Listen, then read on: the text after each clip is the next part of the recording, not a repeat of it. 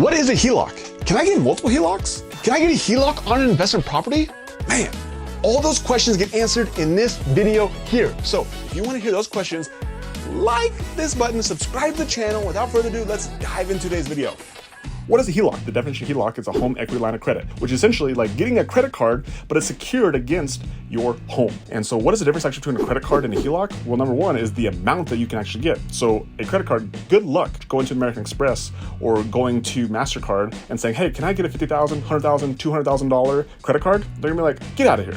Get out of here. And so that is one of the benefits of a HELOC, is that it's literally like a credit card. And so a HELOC is a revolving credit line, which means that if they give you $50,000 line, you can spend $50,000, you can pay it off in whatever amount of time frame, and you only pay interest when it is out. So one of the biggest reasons why I tell people to go get a HELOC if you have equity in your home, which we'll talk about here in a second, because it literally doesn't cost you anything outside of once you get it set up. It doesn't cost you anything for it just to sit there. So it becomes like an emergency fund, just a really big emergency fund. And if you actually come across a really good deal, whether it be real estate or whether it be business opportunity, whether it just be something, or maybe it's an emergency, maybe you have to pay $25,000 to save your son's life, to save your wife's life, to save your life. You have that sitting there, and it costs less than $1,000 to get set up. So I think it's one of the best hidden money that people have. Another difference between a HELOC and a credit card is actually interest rate. So credit cards, interest rates are normally, they can get sky high, right? Like it's not feasible for you to actually pay for something with a credit card and then pay 20% on it. With a HELOC though, you can get rates down. The rates are gonna change, but first HELOC we got for like 4%, right? So you get 4% money, 5%, 6%, 7% is where it is at now. And how the bank structures that is really just dependent on the bank itself. So it can be structured in two ways. It can be structured where it's actually amortized, where you have a monthly payment, but a portion of that payment also pays the principal down as well and the interest. And so that's one way. Or the second way is that it could be interest only payments, where you're only paying interest and the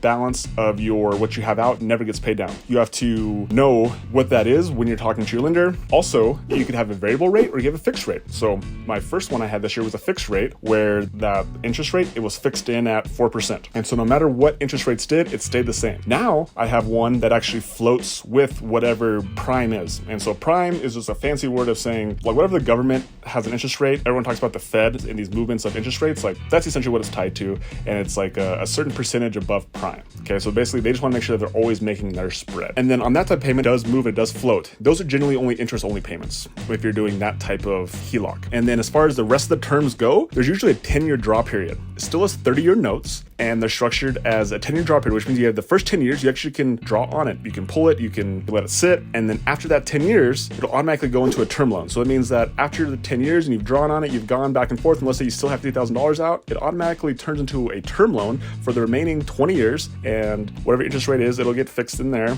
and it'll also be amortized as well. And at that point, then your ability to draw on it goes away, okay? And so of course you can get a new HELOC, but your current terms that you had, it'll start after 10 years, and then the remaining 20 years will be a term loan. The next piece of that is, well, how does a HELOC actually get structured when it comes to your lien positions? And so one way is that if you have no note on your property, okay, which means that you own your home free and clear, you get a HELOC on your property, that HELOC will go into first position. And so if your HELOC's in first position, you can take a bigger credit line on that base because you don't have a first position loan on there. Now, if it's in second position, which is most likely where most of your HELOCs are going to be, is in second position, they usually let you go up to about 75 to 80%. Okay, every lender is a little bit different. It just really just depends on the lender. However, I learned this as well, that if your first position loan is with that lender, they'll let you go up to 85% because they're mitigating their risk because they own the first and the second. Now, one of the most common questions I get though is, can you get a HELOC on an investment property? And so if you go to 10 banks,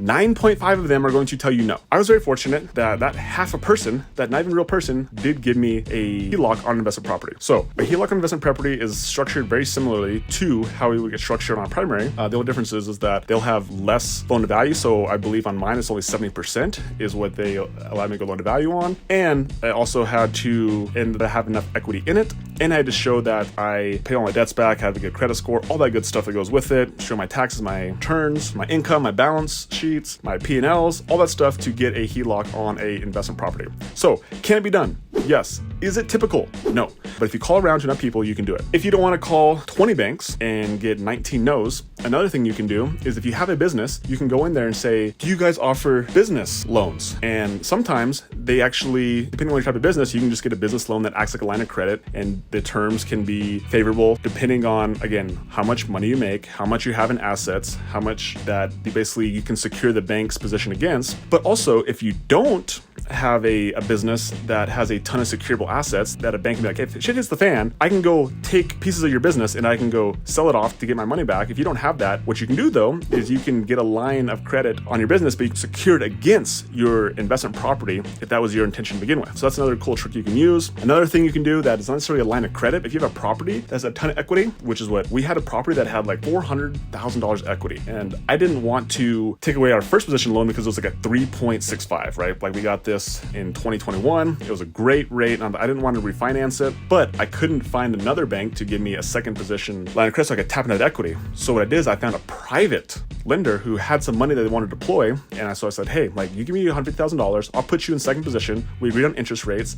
And now, while it wasn't a line of credit, so I can't like pay it back and give it back to him, I was able to tap that equity because I secured him in a second position. He felt safe because he had all this equity. He gave me $150,000 or $400,000 in equity. So like worst case scenario, he was still protected. That's how I tapped into that equity without using a line of credit. So that's a different strategy you can also use if you can't find somebody to give you a second on an investment property. So outside of that, HELOCs are a great way to tap into some money that you didn't even realize you probably had. And again, if you have at least 75% equity in your property, then you should look into that to see if you can get it. And the process is really simple. You go to the bank, you tell them your situation, and you have it reasonable that your home has that much equity in it. And then you'll go through the process. You have to show them your taxes. They'll have to do either an appraisal. So again, depending on how big it is, they might only have you do a CMA, which is basically a real estate agent who comes out and does like an analysis, which is like $500 cheaper than doing an appraisal. And then once you actually have the HELOC, then how do you use it? That's the next question, right? And so you can use it to upgrade your current home to give it more value. You can use it as short-term lending is what I recommend to most people. So like if you want to do like a bridge loan, or if you have another investment property that you need to fix and flip it, or you're going to burn it out and you need short-term money, that's a great opportunity for it so you can pay it back. Or if you do find a rental property, you just factor in that payment, what it's going to be into on an existing rental property as well. So basically you're gonna have two payments, right? So let's say that you find this investment property and it's worth $200,000. You need $50,000 as a down payment to put down on it. And after all said and done, that is going to cash flow $1,000 a month, which means that we take your first loan, and let's say that your first position loan on it is $300. And then your second position loan, which is your HELOC, is another $300. That means you have $600, and then you have the rest of your interest,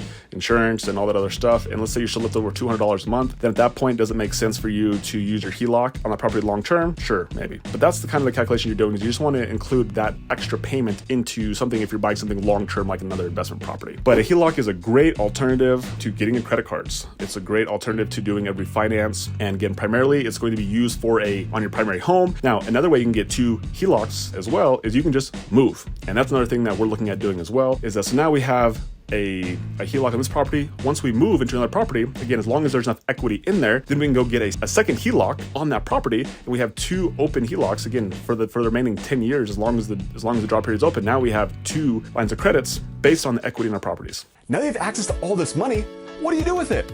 Well, hey, what you need to do is first off, Squeeze that like button, subscribe to the channel, and you need to watch this video right here where I show you how I bought $4 million in real estate in 2022 using none of my own money. watch this video right here.